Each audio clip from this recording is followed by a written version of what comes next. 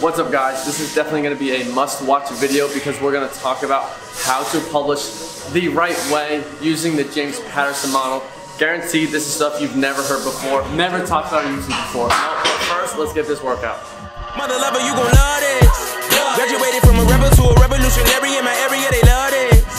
I'm a wreck it like I'm revving the engine, heaven's ascension, every dimension, give me attention. Look at my soul, look at my heart, look at my hope. Got the world on my back, but I carry it though. Tell him God got my hand, I ain't letting it go. I came for the side. Alright guys, we are back home now, set up podcast style. Yeah. Now, before we start talking about what is the James Patterson model, right, let's talk about the legend that is James Patterson. And who the fuck he is. Right, so why he matters. So if you have not heard of him, if you're in publishing, you probably have.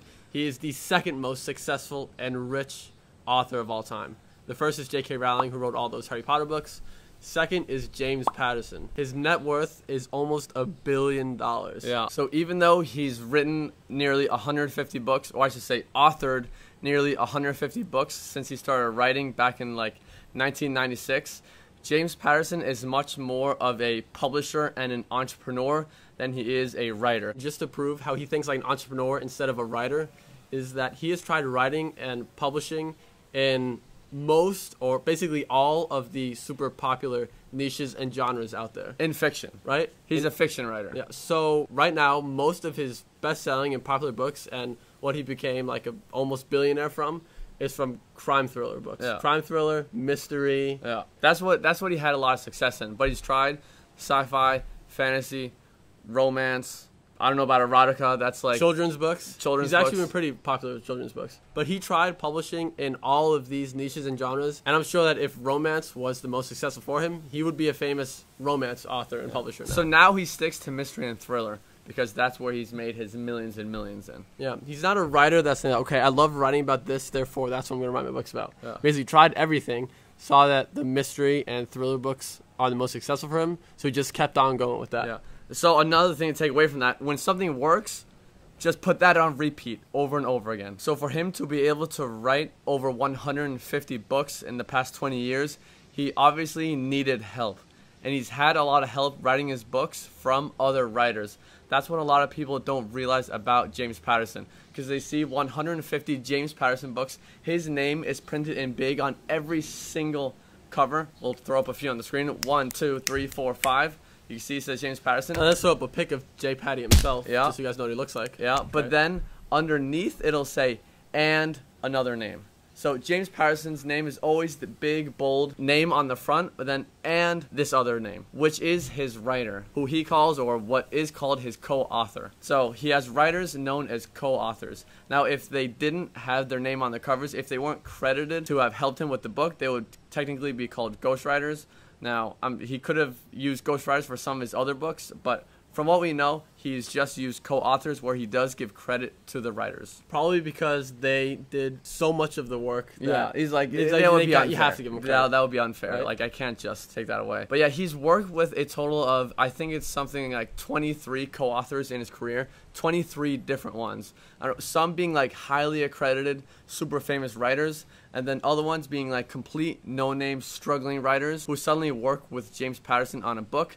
They get their name underneath his name in small, but you can still see it, and their career suddenly explodes. That's how he's been able to write so many books. It's not writing. He did not write most of his books. He's the mind behind all of them, yeah, though, right? That's the thing. He's the mind behind all of them, so he plays a massive role in everything. With that, let's go into like the method of yes, like what is the whole process from like yeah, inception to it being out and selling millions of copies look like. Yeah, and why we call it the James Patterson model, because it is the publishing model based off of how James Patterson built his $800 million net worth. Let's first discuss exactly how James Patterson has done his publishing over the years. Yeah.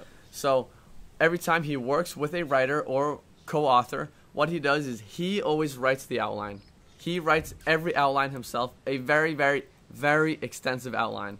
How long it takes him, I'm not sure. It might take him weeks, might take him a month, but he writes an extensive outline at about 10,000 words long. I just want to make this clear for everyone that this is the method that we want to take on ourselves. Yes. Right? That's why we're talking about this. So this is how to publish the right way. You want to publish the way James Patterson has done for the past 20 years. Yes. Okay. So what he does is he writes an extensive outline for his writer about 10,000 words. We don't need to write 10,000 word outlines. We probably in a range of 2,000 to 3,000 words, which is long, has tons of information. But he'll write a long outline. He'll give it to his co-author. He will give the writer his extensive outline, which is all his ideas, his everything. He is the brains behind the project, and he is the brains behind every book. So don't get it twisted or get anything wrong. Like he puts in a shitload of work. Yeah, he does everything. He just doesn't put the pen to paper, basically. So he tells the ideas, the story, the plot, sends it off to his writer. The writer begins writing, and James Patterson will check in weekly or bi-weekly with his writer, read through what they've created, make sure it's to his liking, and then either change things and edit them himself or ask the writer to revise it for him. He'll take that process, checking in every week or two with the writer until the book is completed. Yeah. Now, the process that we want to take is not exactly like that. It differs a little bit, right? But to put it simply, we want to give our writer or ghostwriter a very extensive outline so that they have everything they need, all the information, all of the research that they need is in this outline. Yeah. Right? We give that to them. They write the book, and then we get the book back, and we do all the proofreading and all the editing ourselves. Yeah. Right? It lies in our hands for this book to become super high quality and epic. A lot of the magic falls in the book outline. So what you want to do with the book outline, you want to have it be very extensive so that the writer does not have to worry at all about what to write. They're not sitting there like, what do I write about? They have to do research. They have to spend a bunch of time researching for you, figuring out what this person's book is going to be about. What your job is to tell them everything. You do the research, you give them the resources, you lay out every chapter, you tell them every point you want written about in each chapter, and then all the writer has to do is, instead of focusing on what the damn book is about, they just write the best content that they can. They can focus on quality. Use their beautiful writing skills and language that they've acquired. These right? people Their are storytelling skills. Now, this is nonfiction, but still you want to perhaps tell a story in there, right? They could just have to focus on that part. We do all the research for them. Yeah. Now, writers enjoy writing. They don't enjoy researching things. So you should take it literally. Your writer is a writer, okay? You handle everything else. That is not their job. Okay, so now back to James Patterson's... Harry Patterson. Back to James Patterson's publishing model. So as he goes with the writer through the book, once it's finally completed, the writer hands it back to him, and he then reads the entire book and edits it himself. He's not outsourced the editing to someone else, be like, oh, you make sure it's good. Like, no, it's his own book. He's publishing it.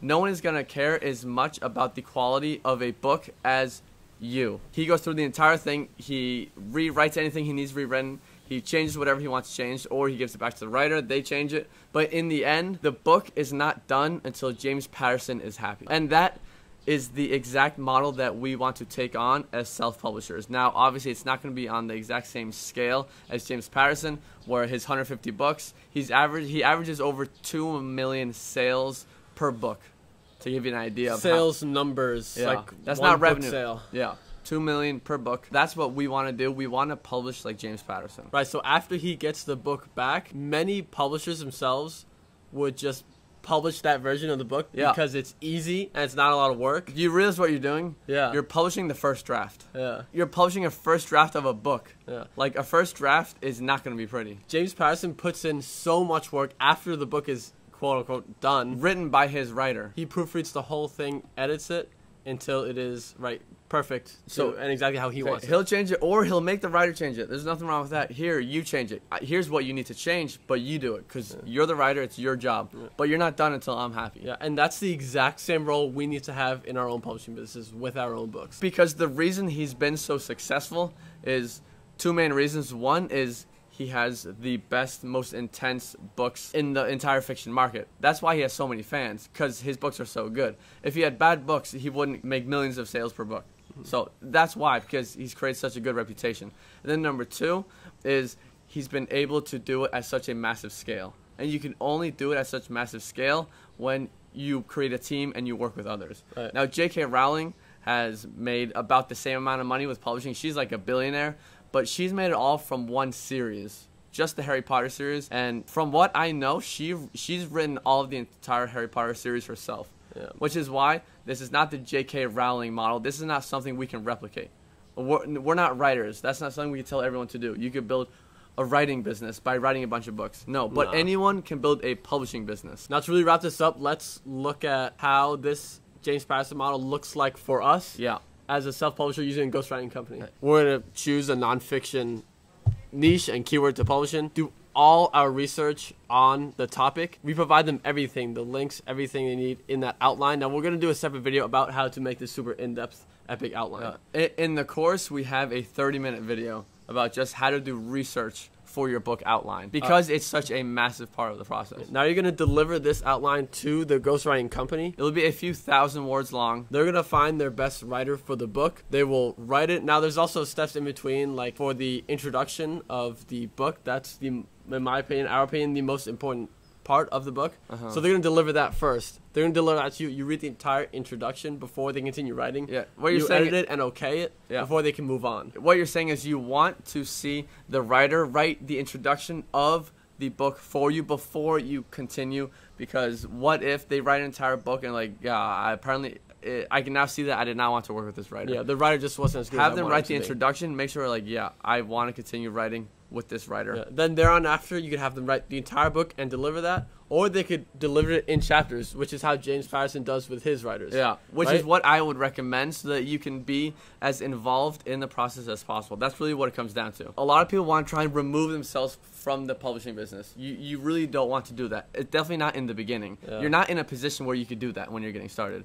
In the long run, you can. Then you hire a manager to take your position, but that's a topic for another day. Yeah. Okay. So you want to be as involved as possible in the creation of your books. And then after the writer has delivered all the chapters, You don't just publish it. no, then you get it all back, put it together as one, and now you proofread and edit the entire thing to make sure it's the highest quality book it can be. Like, that's the purpose of all this. That's what it comes down to. Yeah. We just want the best, high-quality, informative, useful books for the customers. Yeah, the job of the writer is not done until you are happy with your book, okay? And you better not publish the book until you're damn happy with it, because otherwise your readers won't be happy with it either. So that basically wraps up what the James Patterson model is, coined by us. And that is how you Not publish created, but coined by us. coined by us, and that is how you publish the right way. Because quality is our #1 focus above everything now from now on. Right? Again, if you want to learn more about the publishing course that we have, there's a free training down below. Like the video if you thought it was interesting. If you'd heard of James Patterson before, or if you had not heard of James Patterson before, you have to like the video. And comment, oh no, the magic emoji, I always forget. Like, oh, I have a good one. Let's do the old man emoji, because that dude's fucking old. Yeah, sure, why not? Yeah. James Patterson's a fucking gangster. Yeah, he And a is. boss. Subscribe if you Boss, like the video. money sign, boss. Yes. Okay. Subscribe if you like the video. Check out the other publishing videos on our channel. We have the best publishing channel on YouTube. That's not self-proclaimed. Luca himself says so. Oh, what's happening? Yeah, What's but that's he the end doing? of the video. We want to outro the video, and because my mind is so original and I can't think of original ideas to end videos, it always ends with jumping in the pool. This is like the 5th time we've ever ended a video doing this. But fuck it. Best publishing channel.